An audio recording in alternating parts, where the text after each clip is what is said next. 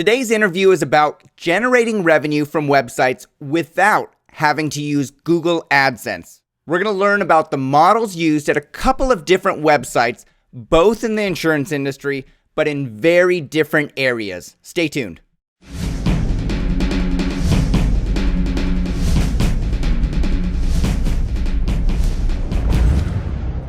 I have 3 short sponsor messages before we get into today's show.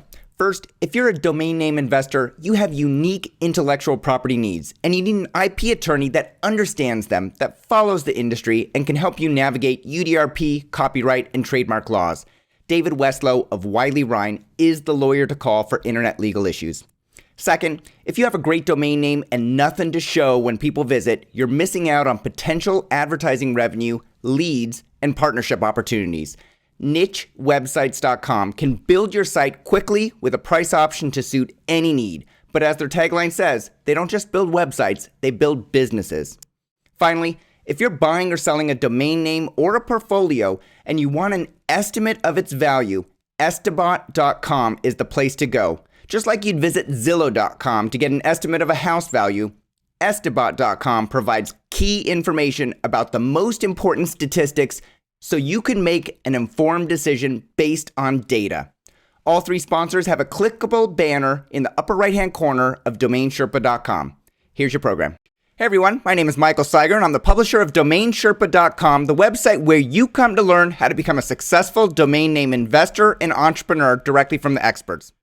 Today's guest was referred by a previous Domain Sherpa, Chad Fisher of WordsForLess.com. I only bring it up because Andrew Rosner, also a previous Domain Sherpa, shares an office with today's guest, but refused for some reason to recommend him. Turns out they've been working together on some projects, and I'm suspecting that Drew wants to keep them all to himself, so I'm calling Drew out. Thanks for nothing, buddy. So today's going to be an interesting show. How do you maximize the revenue you can generate from a website using lead generation and no Google AdSense? So we're not beholden to the massive Google. That's the question today's guest is going to answer for us. Joining us to talk about his lead generation website, strategy, and platform is Frans Van Hulle, the CEO and co-founder of Revimedia. Frans, how did I do on your name? Pretty good. Impressive. Pretty good. Tell me one more time. Yeah. Frans Van Hulle. Hulle. Yes. Frans Van Hulle. Just Frans Van Hulle. So, Frans, let's start with first of all, Andrew Rosner and you. How the heck did you two come to share an office together? We both live in Panama, and actually, I had a property for sale in Casco Viejo, the old part of Panama, and Andrew was interested, and that's how we met. And then he asked what I was doing, and I said lead gen, and suddenly he was very interested because I think he saw like a potential customer there. So a potential customer of domain names that he could sell to. Exactly, and since then we have been friends, and yeah. And so how many years back does that go? Do you think? Sorry again? How many years back does your friendship go? About 2 years. Okay. Yeah. How long have you been sharing an office with Drew? I think about 8 months or so. All right. It feels like 3 years though. Yeah, exactly. I would suspect. All right. So let's talk about the properties that you have. So you've got fully developed websites that are generating leads for your business, Revimedia at revimedia.com. Can you name a few of the websites that you own and operate? Yeah, so we have a couple of websites in different verticals, but our main sites are bestquotes.com, autocomparison.com, and petpremium.com, and a lesser extent disabilityinsurance.org. Okay. All right. So if I look at those domain names just as domain names by themselves without considering the websites or anything, disabilityinsurance.org seems like a category defining industry keyword rich domain name. Yeah. And using that .org, it automatically lends credibility. People are going to think that it's a information website that wants to educate them on what to do. It's a lead generation website. Is that correct? That's correct. Yeah. Okay. It's a bit of a niche It's a very small insurance vertical, so we still have to give it some attention, but it started to get some traction. Okay. And give us a description of bestquotes.com. What do you do on Best Quotes? Bestquotes.com is actually the first domain Andrew sold me only a couple of weeks after we met. And we bought it because we had Best Quote ending with a T.es. And we thought that was really cool, but now we know that was not that cool. And Andrew actually that one got for sale coincidentally, and I was immediately interested. And we bought it just because of setting up a brand for our affiliate marketing. Right. So not for development or anything like that, but pure for affiliate marketing, and that worked out really well. Excellent. All right, so we're going to dig into a couple of case studies. We'll look at bestquotes.com. We'll touch maybe a little bit on autocomparison.com as in some ways, but then we're also going to look at pet premium. Most people probably don't even know that you can buy pet insurance. And, in terms of all of the different insurance verticals in the insurance category, pet insurance is way down here in the long tail, but people that love their animals want to protect their animals and buy them diamond-studded collars and all that sort of stuff, and they're willing to pay money for pet insurance. And so that's one industry that you're trying to capture as well. So we'll learn more about that. Yeah. So let's start with bestquotes.com. So you acquired it because you had Best Quote ending with a T.es. Yeah. Did you originally develop out Best Quotes for lead generation? Was it an operational website? No, I have to be honest. My background is affiliate marketing and media buying, and I had no affiliation with domain development whatsoever. Okay. And because Best Quotes was bestquotes.com was our first domain.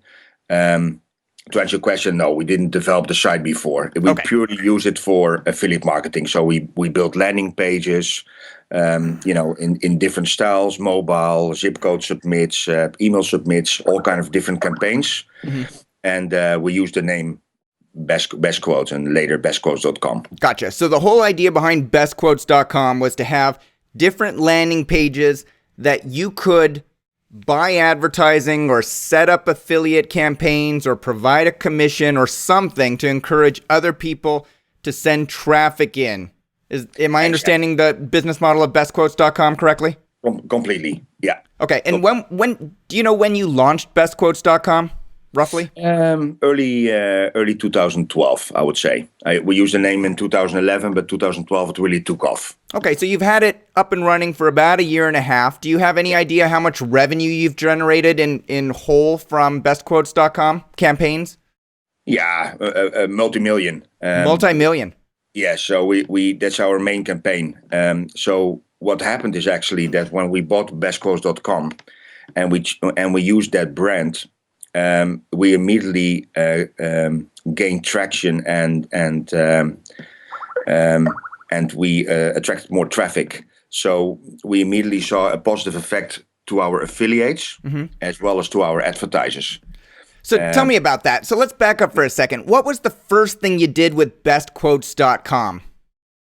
The first thing we did was put our landing page on it, and it was a very ugly landing page. Okay, so all you needed to do was have a single web page on bestquotes.com that did what? People could apply for a car insurance quote. Okay, yeah. So that's the focus of Best Quotes. It's just car insurance. So somebody would go there, they see a picture of a car, maybe a family, maybe something, and your whole purpose is to get them to fill out a lead generation form. Name, address, telephone number, email address. Exactly. Okay. We have different campaigns. We have long forms with about 15 to 20 fields. We have short forms. We have mobile forms. And now we also offer health insurance, home insurance, life insurance under the same brand. Gotcha. So right now they could come into a general form that offers many different products, or they may just hit one of the landing pages that is only auto insurance. Exactly. Okay. Exactly. So when you first launched, it was just auto insurance. So I want to understand just when you first launched, because I think a lot of domain name investors think, hey, I've got a domain name. I could, it's related to insurance. Maybe I should generate a lead generation website from it. And so if they develop a lead generation template and they collect the leads, let me back up. So they develop a lead generation template like you did a year and a half ago, 2 years ago. How did you get people to the website to fill out that form? Initially, pure affiliate marketing. So that's our background. We have been in affiliate marketing for over 10 years. So we have our affiliate offer on different networks, and we work directly with a lot of publishers. So I think right now we're getting about 20 to 30,000 visitors a day on that site. 20 to 30,000? Exactly. Yeah. Wow. So what if I didn't have, and we're going to talk about Revimedia and the power that you bring and can help out people that want to do this. But let's say that I just have a website. I don't know about Revimedia. Can I go to like warriorforum.com or something and say, hey, everybody that comes to fill out my form, I'll track you coming in and I'll pay you a commission. I'll give you $10 for every lead or something. Can I do something like that? Yeah, you can, but it's a little bit more complicated because, first of all, there's a lot of science in building out a form or picking the right offer. A form, there's so much in the form built in which you don't really see, which is all in the back, and the verification, the lead scoring, and then the matching with the right buyers and negotiating the right price for the leads. And maximize the optimization with pop-unders, pop-ups, click listings in the back, thank you page optimization, you name it. So yes, you can go to a Warrior Forum, and I'm sure you'll find some offers to promote, but it's probably not the best way to go. Yeah, I would say the best way to go is to call me, but I won't say that. We don't want to make it completely self-serving. So, my idea here, and the audience knows what we do here. We educate them on certain aspects, and so that if they wanted to, they can go do it themselves. And then we also present an option. You're an expert on affiliate marketing and setting up these lead generation forms and sites, and you're sharing your information with our audience. But if people want to use your platform, they can. If they want to go try and develop it themselves, they can. No, don't worry. And actually, I can enforce that statement a little bit more by saying that you should try different offers. Yeah. So there are several networks, for example, W4, ClickBooth,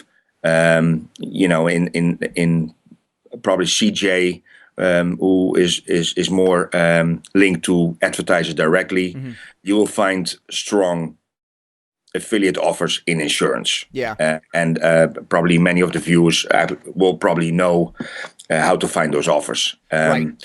And you should split test those because, and then I'm coming back to my statement about the form, there's so much difference between the offers. And at the end, the conversion and your revenue per click is all depending on how the traffic is monetized in the back.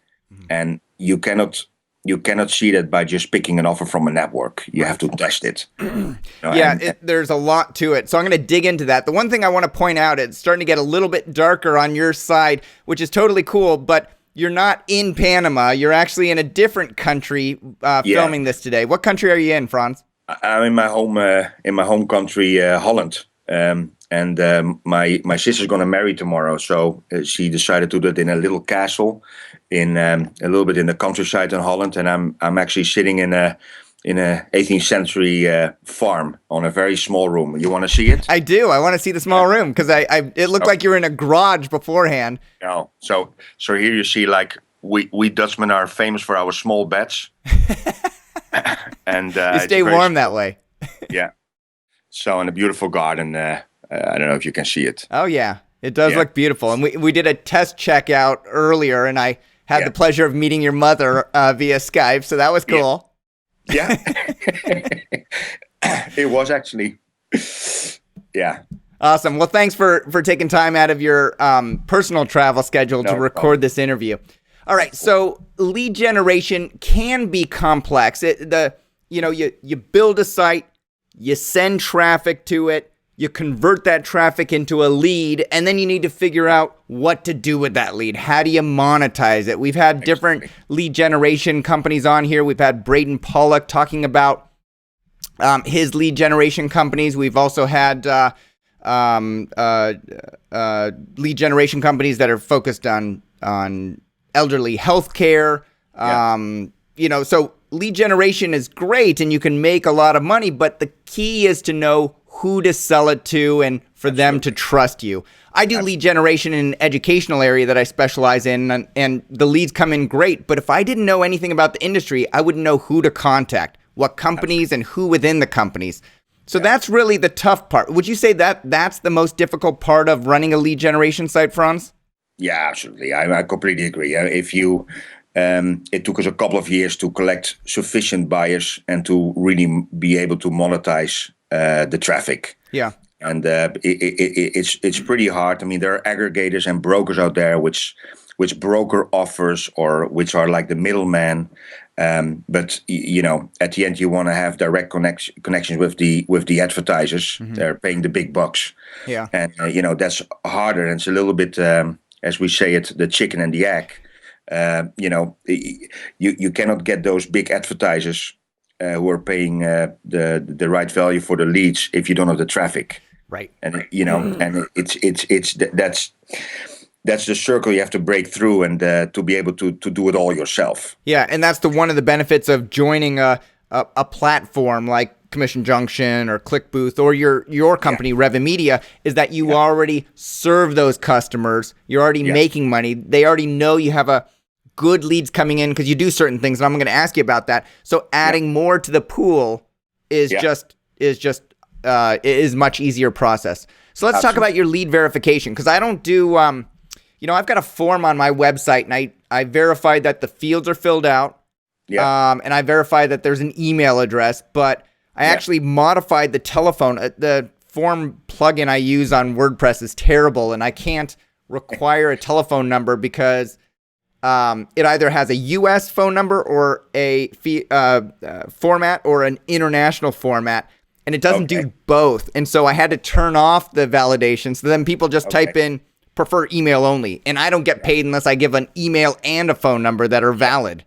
I mean, in insurance, at least, I don't know about education, but in insurance, the telephone number is the most important. Yeah. And you get paid based on contact rates and based on conversions in the back. And we actually have 3 telephone validations on it.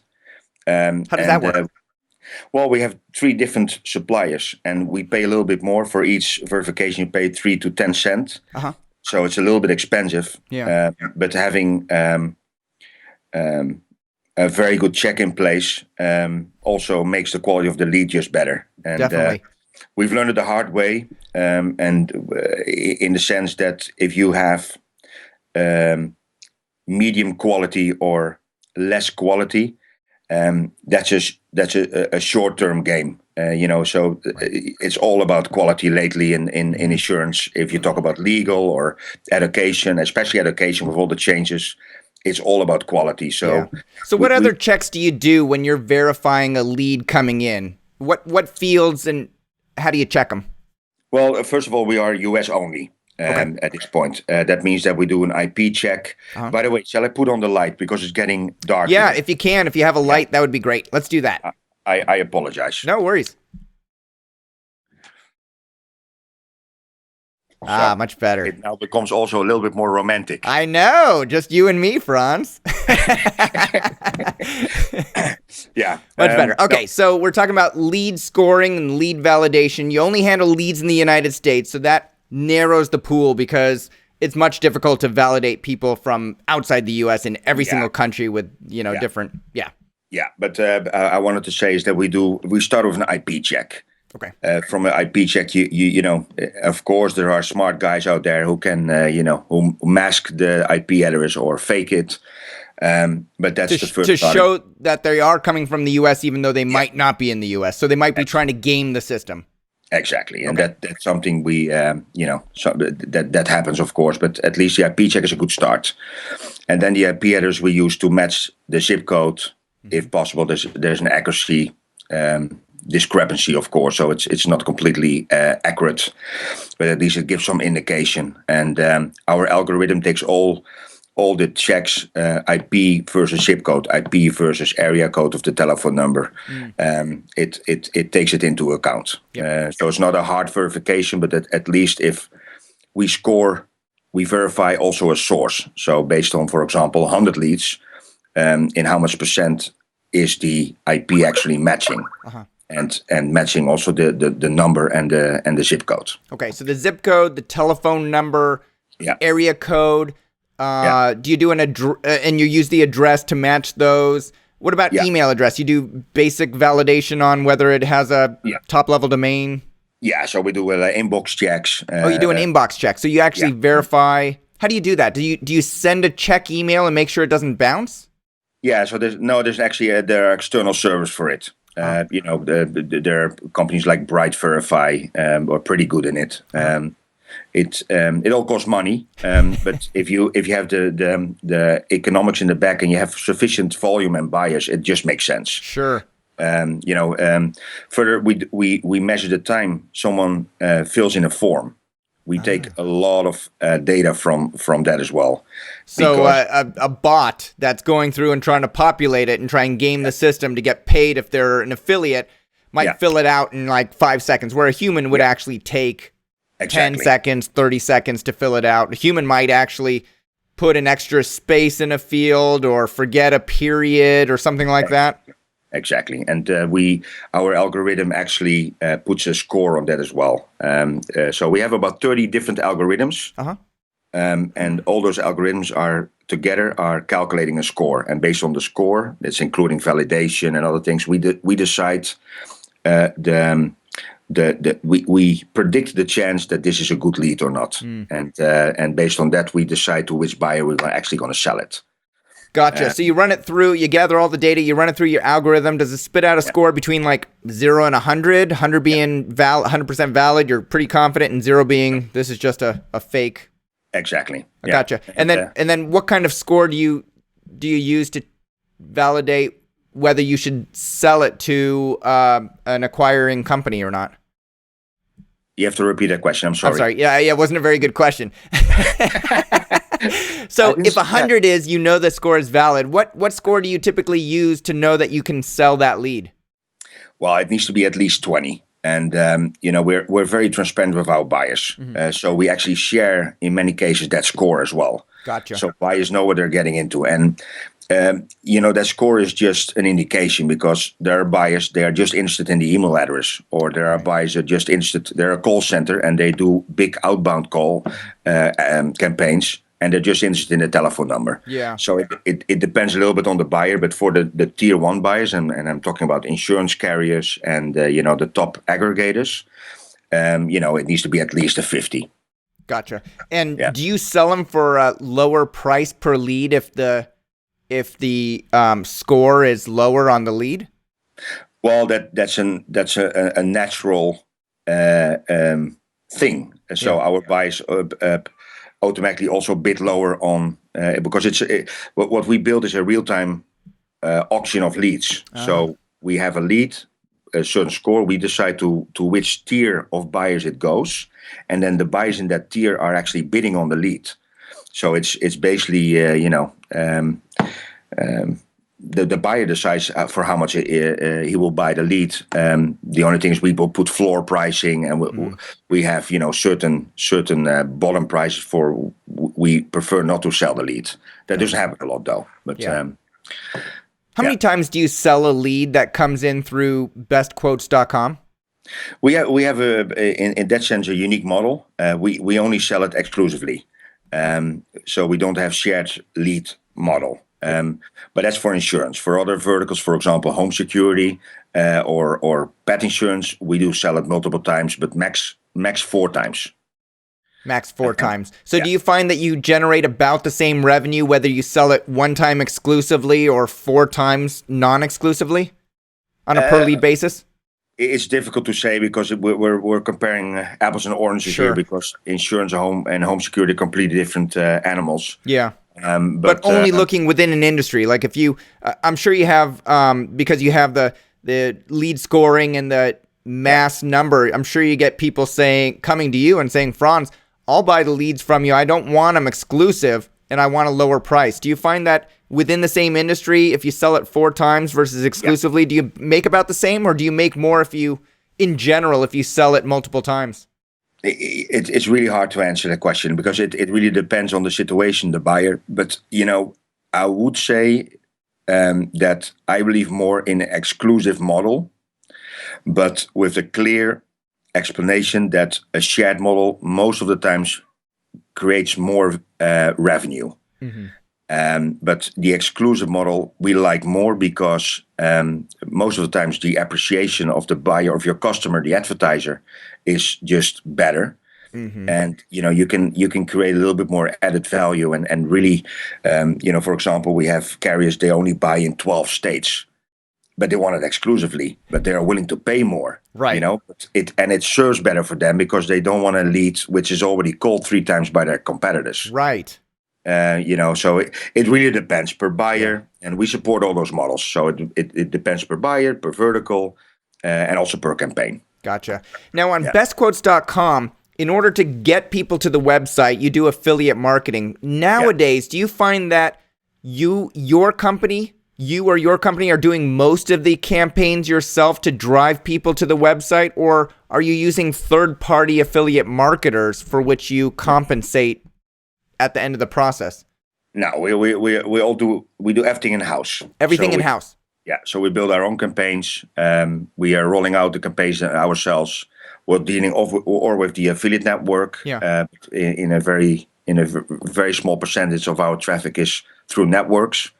Most of the times we work directly with the publishers. And to give an idea, we have over 1,500 publishers we're working with. Not all of them full-time active, but we have a pretty big active publisher base. So walk me through an example like that. Use a company name if you feel comfortable, or just describe the type of publisher that you work with and how that relationship works. Yeah, so for example, we work with a big emailer. Okay. Who has a big database. They have a lot of demographics of the database. They did a lot of profiling over the years, and they are using our offer to monetize that email database. And how do they do that? Do they include it within a newsletter that they send out, or is it just a dedicated email that they're sort of sending out to their people who expect offers like this? How does it work? Yeah, both. Sometimes it's an upsell in an email and then say, hey, we have a great offer for you. Sometimes it's a newsletter. Sometimes it's a dedicated email just about the campaign. We work with the bigger display buyers in insurance. So they use our platform to generate their revenue and monetize their traffic. And we do white labels for them. We connect specific buyers for them. We negotiate specific deals so that we can help them monetize the traffic better. Yeah. How big of a publisher do you need in order to make a campaign like that effective? We don't make any limitation in value or in number of leads per day. Yeah.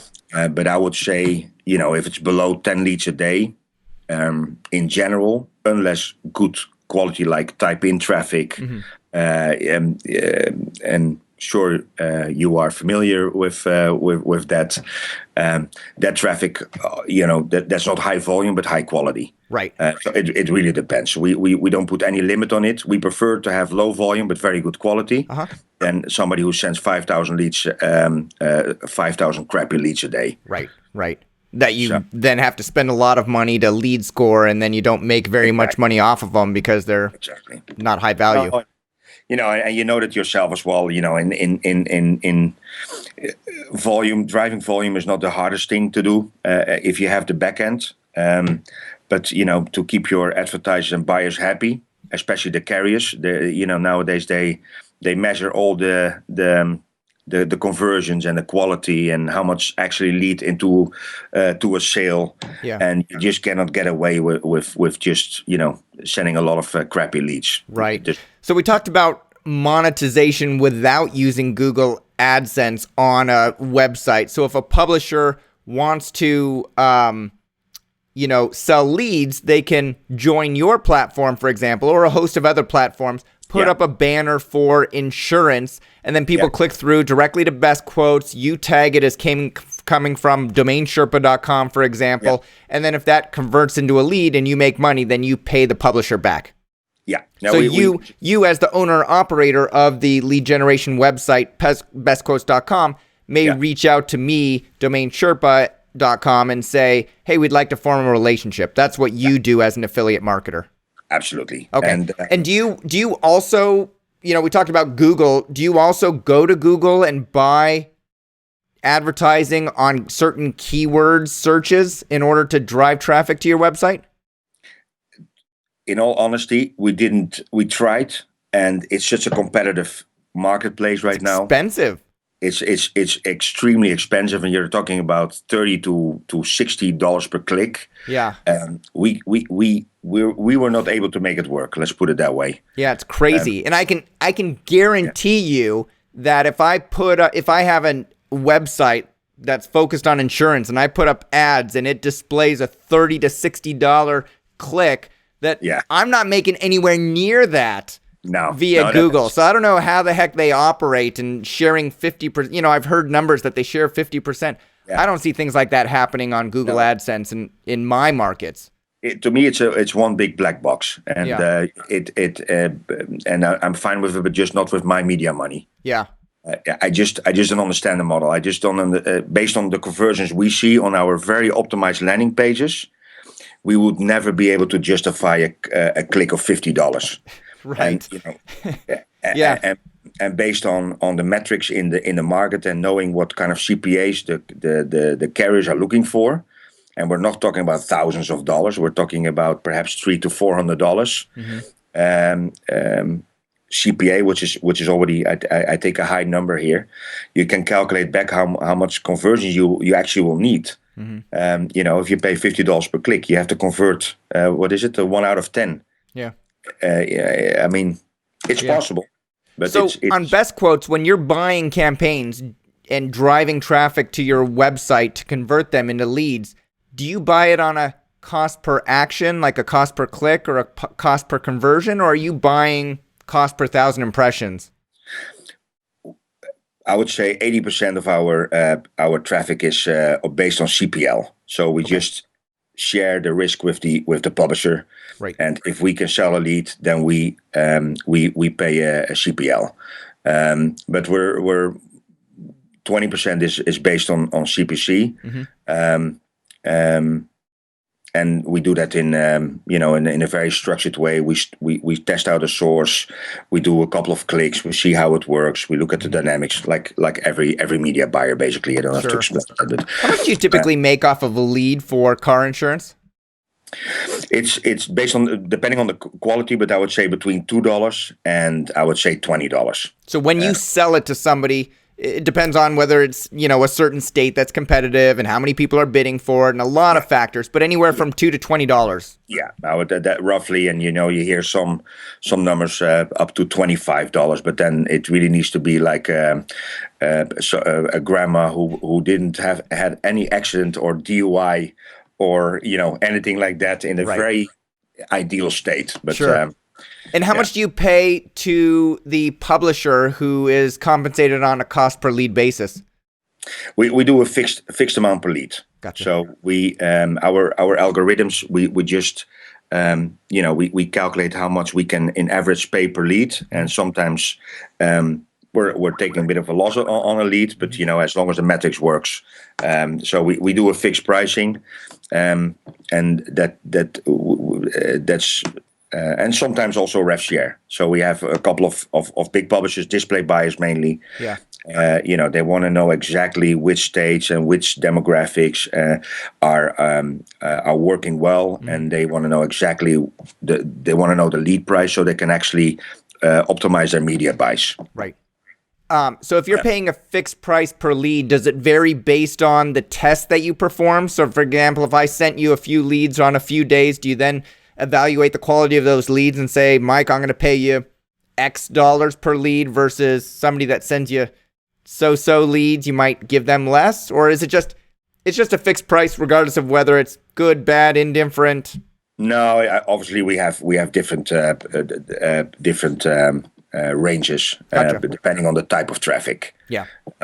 So email or display, there the different some co-registration. You have different sources.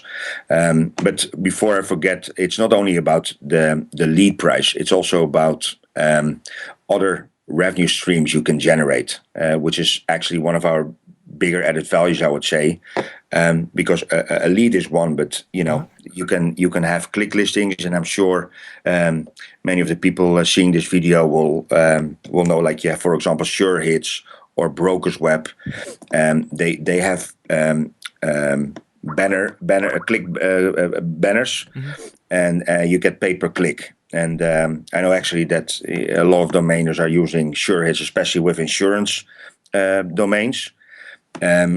And we have a combination. We have, I believe strongly that a form creates some added value, collect the information, plus click listings in the back on the thank you page is the way to go. But it depends a little bit on the situation. If you have a type in URL close to a name of one of the carriers, a click listing might be better, but it's a matter of testing. So I don't understand this, and I'm probably not maximizing the revenue that I can make off of my lead generation. So if I send people to a landing page that has a form, and I get people to fill out that form, and I know that I'm going to get compensated if it's a good lead, then I just, once they hit submit, it takes them to another page, a thank you page that says, thanks for submitting it. A partner of ours will be in contact with you within 24 hours. Exactly. And I think maybe I have like, a link to some other website. Am I leaving money on the table? What should I be doing on that thank you page? Put banners. Banners. And, so that's what you're saying, click listings. That's just a banner to... Yeah. So for another education company or like a Google AdSense banner or... Well, you can test all of those. Okay. And we have been testing all those models. In our experience in insurance specifically, you have a couple of companies. They did all the work for you. They provide you with the banners. And those banners go straight to the carriers. Gotcha. So, and, with good traffic, you're talking about revenue per click between, I would say, $2 to, I've heard even $16. Which is extremely high, but sure. But if you're getting 30,000 people coming to your website, and some, let's say, what percentage of them are going to fill out your form? Would you say? I would say it's about. That's a good question. I actually don't know. I might have to lie here, but I think it should be around 10%. Okay, yeah, I was going to throw out a number like 10%. So let's say 3,000 people fill out the form. You're making money every time they hit submit and fill in the form. And then maybe another 10% of those are going to see the thank you page advertisement and click. So 300 at $2 a click, you make an extra $600 a day just from doing that. Yeah, and we optimize that completely. So we have with all those companies XML feeds, and we try to maximize those listings, semi-manual, but. And it depends a lot on the type of traffic you have. It really depends case by case, but that's roughly the model here. Sounds good. So if you're getting 10% of people to fill out the form and you're getting 30,000 visitors per day, and you've been doing this for a few years, you've got a lot of experience on how to optimize those landing pages. What kind of tips do you have to somebody that would help them better understand how to get people through that conversion hump to get them from just a viewer of the web page into filling out the form? Well, I mean, the first thing I would say is that don't reinvent the wheel. And I would love to tell you like we discovered something, a little secret here. We might have, but we're not aware of it. Yeah. But look very well at your competitors who have been doing it perhaps for plus 5 years. Yeah. and look how they're doing it. There are constantly new trends in landing pages. We, on a weekly basis, we see our competitors or co-colleagues, promote in a certain way, like, oh wow, that's a good idea, or with a video or without a video, or I mean, there are many different landing pages, of course. So, but look what's happening in the vertical you're in, and test. We're using different tools. Kissmetrics is believe one of the tools we're using, and we do a lot of split testing. We use we test a lot of different colors, different buttons, different pictures. You mentioned the family, the famous family, the happy family with a dog, a car, and a kid. Yeah, exactly. But we see insane differences between pictures and colors in buttons. And we also see, and that step we didn't even take ourselves yet, but we also see a big difference between traffic coming from email and display. In the ideal world, you should have a landing page optimized per source, I would almost say. Social media traffic is completely different than email. Yeah. And I think the biggest tip I have is, and that I mean, it's kicking in an open door, as we say in Dutch, is make it mobile optimized. It's not new. Everybody knows how fast that the mobile traffic is growing. At this point, 55% of our traffic is mobile. Wow, 55% of the traffic and then conversion into leads is mobile. Yeah. Huh. Yeah, and we see there's still such a big learning curve to make there, and we have been focusing quite a bit on it and been testing with different landers, a long form on mobile, or a 2-pager or a 3-pager, the size of the fields, the title in front of the field or above the field, you name it, and we start to learn it. Yeah. But again, it differs if someone comes from Facebook or opens an email on his iPhone. Yeah. Different ball game. All right. So that gives people an idea about best quotes, and it gives me a better idea about your business, Revimedia, also, because you are an affiliate marketer. That's your background, your expertise. You did that yourself. In order to make money, you needed to form relationships that you now open up to other people who have insurance, websites and domains and want to generate leads. And we'll talk more about how domain investors can take advantage of that. Absolutely. But, and I'm going to ask you about Pet Premium. But before I do that, you mentioned in the pre-conversation that not everything just went beautifully. You didn't just buy a domain name, set up the site, set up some relationships. You actually had an experience with autocomparison.org that autocomparison.com that didn't go well. What happened with autocomparison.com? Well, let me start with the fact that Andrew, sold me that domain. I don't know if it was a good price, but I was happy with the deal. How much did you pay for it? I paid $12,000 for it. Yeah, and it has about 900 exact search on the keyword auto comparison. Yeah, and what are people comparing? Actual automobiles, or are they comparing insurance for automobiles? No, it's a pure cars. Cars. So it's yes. So looking for a new car or a used car. Okay. It was a PR4 when I bought it. It was an existing site, so it had some links already. So I was like, well, that's a nice domain to develop. Yeah. And I was completely clueless about SEO, literally clueless. So we made a website, and I started to make all kind of directory links, and I paid a company to make 1,000 links a day, a month. Yeah. I think a month later, Google came with Penguin update, and I was were immediately damaged. The site didn't get penalized. Because we verified that, but it just didn't get any traction. We made a lot. We did basically everything wrong you could have done wrong. We used too much layers in the HTML.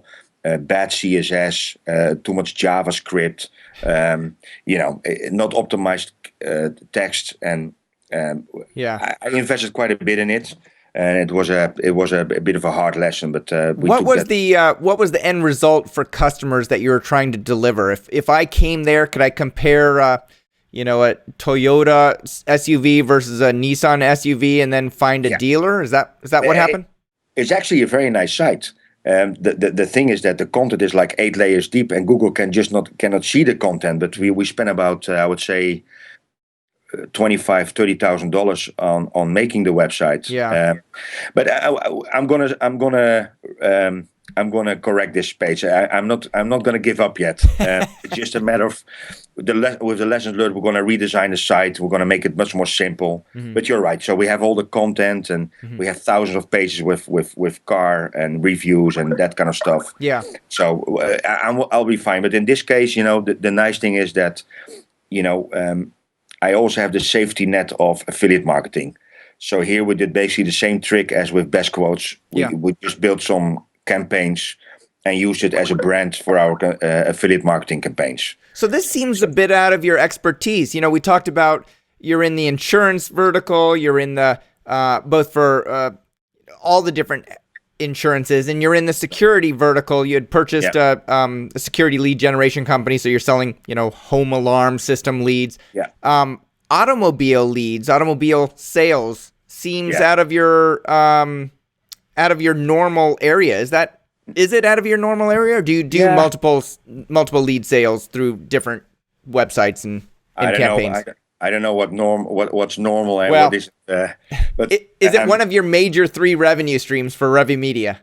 Yeah, I mean, we're doing a couple of hundred leads a day on new car sales, and it didn't really take off yet. But it's growing. It's every vertical has its own metrics, its own economics, and it just takes time to get the right buyers in the back to learn what leads they are looking for, to optimize the forms, to find the metrics. It takes about, I would say, 3 to 6 months at least, and if not more. But no, it actually is pretty close to. First of all, I love cars, so let's start with that. That is always a good starting point, that you have at least some familiarity with the vertical, right? Right. But no, it's close to car insurance. We already have a lot of data about what kind of cars people are driving, and we just thought it was a good upsell from new cars to insurance, or the other way around. Sure. And one of the questions we're asking in some campaigns is like, are you planning to buy a new car on the short term, like 1 month, 3 months, 12 months, or not for now? And we use that data, and to give them an alert, and we just started doing that. Like, hey, would you be interested? And we know what kind of car they're driving right now. Right. We know that an X% of people are, brand loyal. So, offer them the new Toyota if they're driving a Toyota. Right. There's a great lot to upsell opportunity there. Exactly. And you hit them when they're ready. Like, I'm maybe going to get promoted in 6 to 12 months, so I'll be looking for a new car then. And then, to follow up with them at that point in time. Exactly, and and the next step is going to be auto warranty and auto loans. All great verticals. Yeah, so definitely. Yeah. All right, let's talk about petpremium.com. What customers do you serve on petpremium.com, and what are they able to purchase? Well, Pet Premium actually it's a bit of the out of the ordinary story for us, because we like to keep focus on lead generation. From my Dutch background, being involved in pet insurance campaigns about 9 years ago, we always liked pet insurance or pet industry, in general, because a pet is so close to our hearts, and most of the times part of the family. Right. And it's a mainstream product. I mean, in US only there are like 40 million families with a pet. 150, if I'm correct, 140 or 150 million pets in the US only. So it's a mainstream product. And what I liked about pet insurance is that it's a niche, but serving a pretty big group of potential customers. Yeah. And we tried it from the lead generation space, and we made contracts with all the bigger pet insurance companies out there. And we started to sell them leads, but they're just not very familiar with the lead model. So it was just not scalable. And I always make the joke, like, when we get calls, like when we sent 8 leads on a day, and then we got a call like, oh, can you please stop because our intern didn't show up today and we cannot follow up on the leads, kind of thing. And we're also not really willing to pay for it. They have good reasons. They're coming from another world or another angle. All respect for that, but we still saw the opportunity in lead generation, to generate a substantial volume, and we had the demand. We already promoted it to our publishers. Yeah. Publishers were excited because it's something new. Sure. And that made us actually decide to start up our own pet insurance company. Huh. Called Pet Premium. We started that project October last year. There I made less mistakes in setting up the website than with autocomparison.com. Actually, I think I did a pretty good job. We're starting to get some traction, and and try to do a good job there. But we're literally a couple of weeks away from launching. Gotcha. So by the time this interview goes live, you may actually be launched. So the model is you have petpremium.com, both the brand and the website. You need to go to publishers, blogs, magazines about pets, you name it. You put banners up on their website, get an insurance policy for your pet, any type of pet, iguanas, cats, dogs, whatever. Dogs and cats. Cats and dogs to start with. Yeah. People click from the publisher to your website, petpremium.com. You run them through. It's your job to convert them into a lead. Once they are a lead, instead of selling the leads to third-party suppliers of insurance, now you're becoming the insurance broker. So you're going to underwrite them, set the policy premium, and take the money. Yeah, well, the underwriting we do with a company. Okay. With the underwriting, we're not doing ourselves. That will be a little bit too much in this stage. But we have the license in all 50 states, and we're just going to have a very aggressive sales model with agents on the phone, following up on leads, inbound, outbound, and try to convert them. Now, are you worried that you're getting out of your core competency, out of your realm of expertise in generating leads and scoring those leads and selling them, and now you're actually, you need to deliver on converting customers rather than just converting leads? Yeah, to be honest, yes. Yeah, of course, it's a new business for us, but I hired a couple of pretty experienced guys in the pet insurance industry. We put a lot of effort in setting up the right sales systems, and I think with the right spirit and the fact that we are the lead generators, we know how to do that. Yeah. We'll get a lot of feedback from the sales, and on the quality and on the type of leads we have. So I'm positive that it will go well. I'm excited. I'm very excited. Insurance in general is such an incredible, complicated business. Yeah. To get the license in all 50 states is like a project itself. It's incredible. It is. So every single state you have to be licensed in order to sell insurance. It's as a company, but also to appoint your agents. And there's a lot of paperwork going on, and it took much, because I thought in 4 to 6 months we will be able to go live. Yeah. And we're almost close to a year now, but I've heard that's pretty normal and even fast. How much do you think you're investing in the launch of this pet insurance company? Well, it's going to be in total because the model of insurance is basically in the first 2 years you really have to invest in your book of business. Yeah. And then with your renewals and then the business model starts to take off, and then you start to make money. Mm-hmm. So we're thinking to become cash positive in about March 2015. And the total investment is going to be close to $1 million. Wow. All right. Well, I want to have you back on the show in a year from now to talk about what you learned in petpremium.com and starting up your own insurance company. That'll be.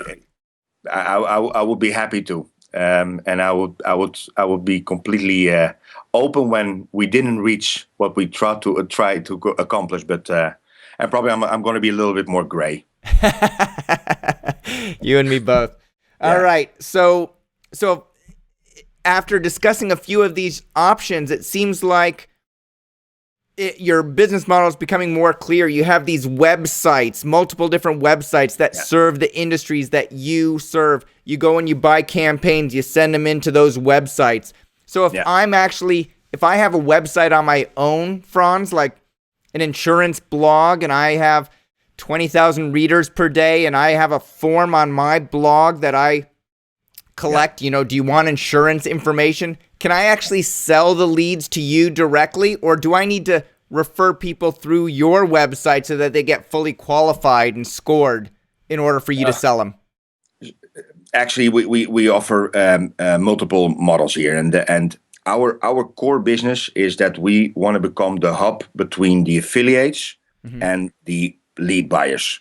Okay. So we have been investing a lot in developing we call it a lead exchange in technology, where we offer added value to the publishers, all the tools they need to set up their own campaigns, and tools to the buyers in the back in terms of quality and reports, etc.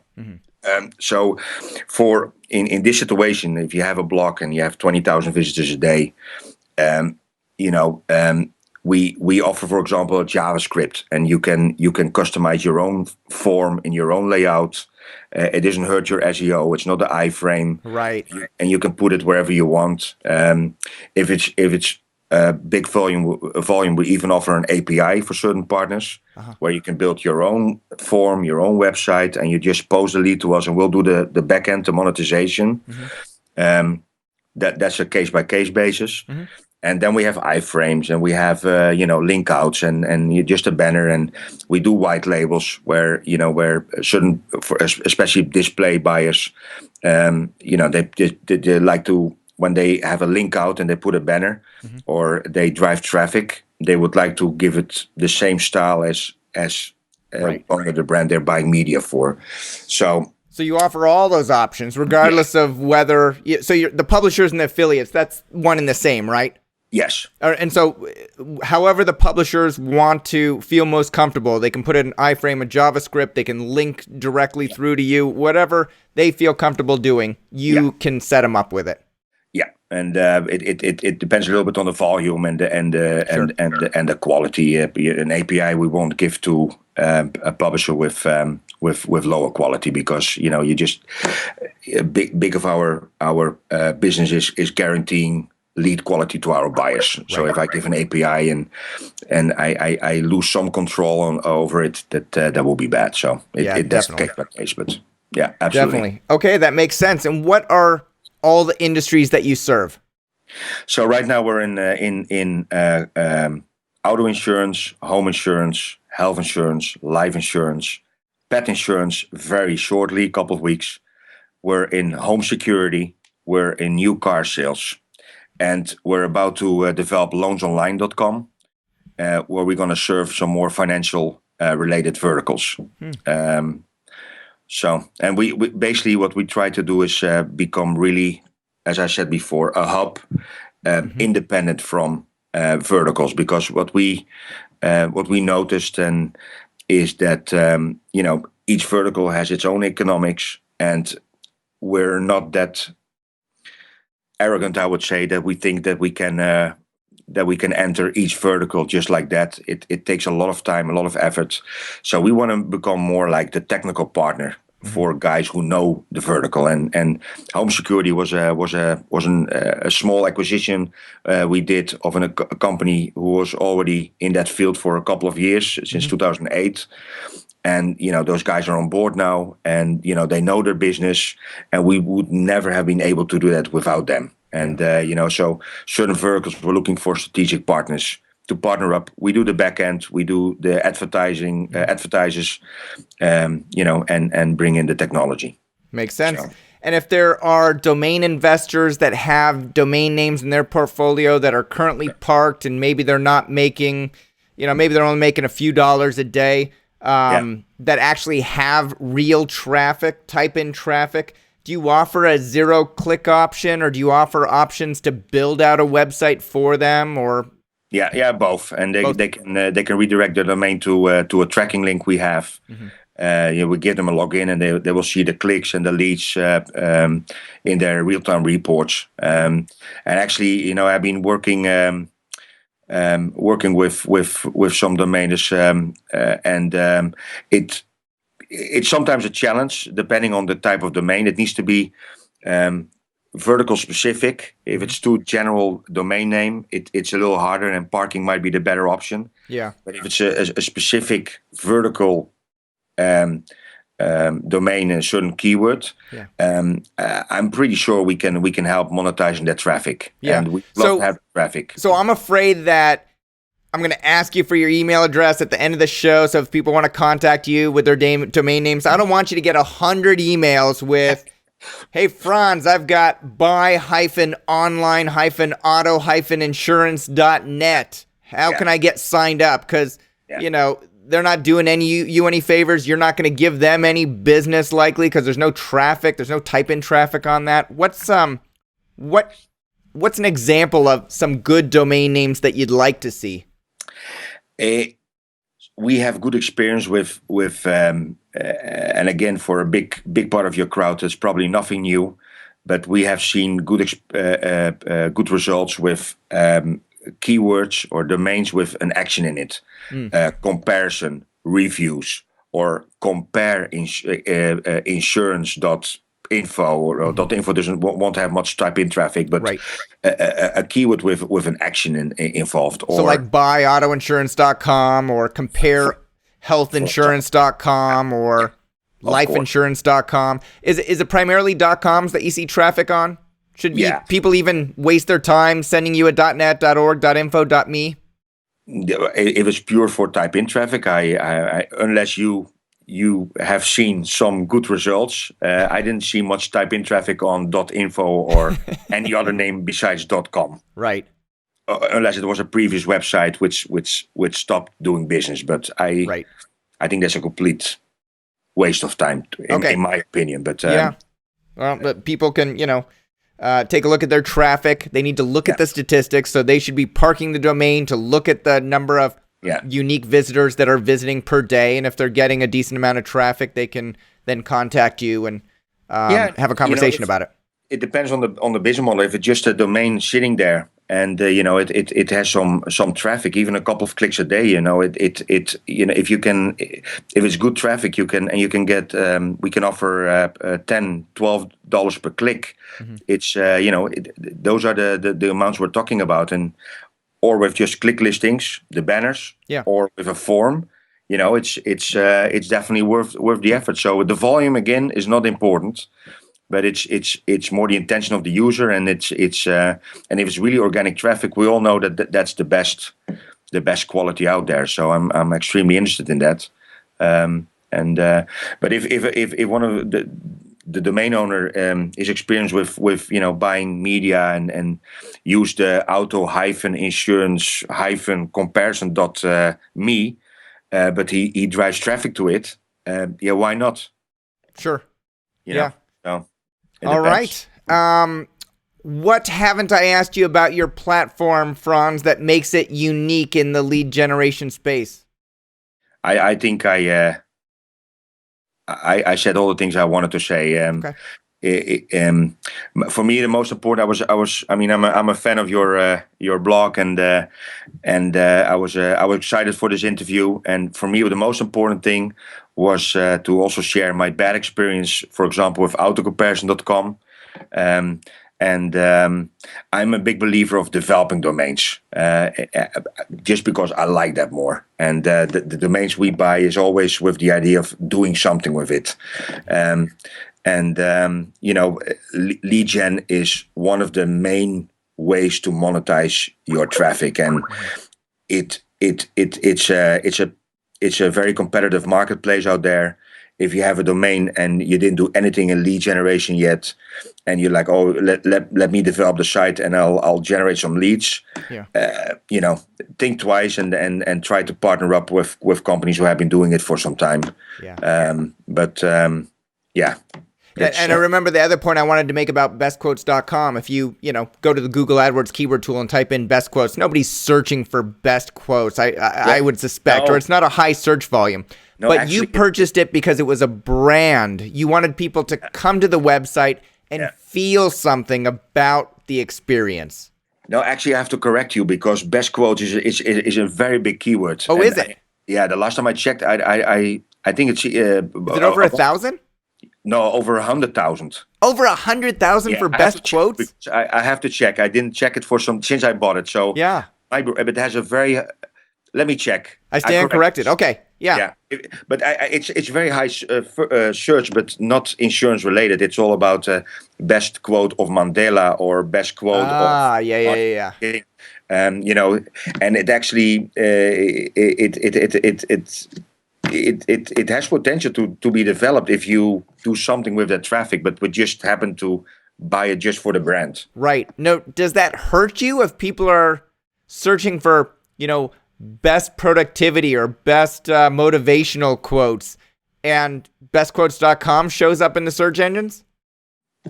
They might request a quote. Who knows? No, it doesn't hurt. I mean, it doesn't help either. Right. But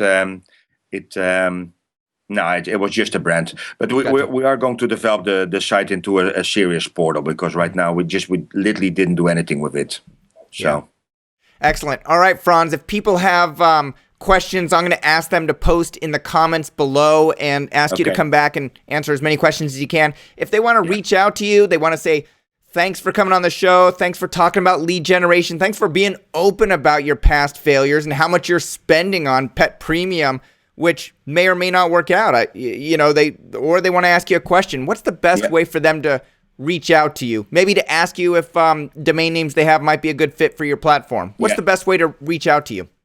They are free to drop me an email. My email address is frans@revimedia.com, and I will spell my first name. It's FRANS @revi media.com. All right. And I'll respond. And I'll come back in one of the comments. I will put the exact match search volume on best quotes because I don't want to look, a little silly when I just mentioned the 100,000 plus. Sure. I'll check it out, but it's pretty. it's higher than you thought. Yeah. All right, Frans Van Hulle, CEO and co-founder at Revi Media. Thanks for coming on the show, sharing your knowledge about lead generation, affiliate marketing, and lead scoring. And thanks for being a domain Sherpa. Yeah, no, absolutely. And it was my pleasure. I really enjoyed it. Thank you so much. Thanks also for being a fan. Thank you all for watching. We'll see you next time. Bye-bye.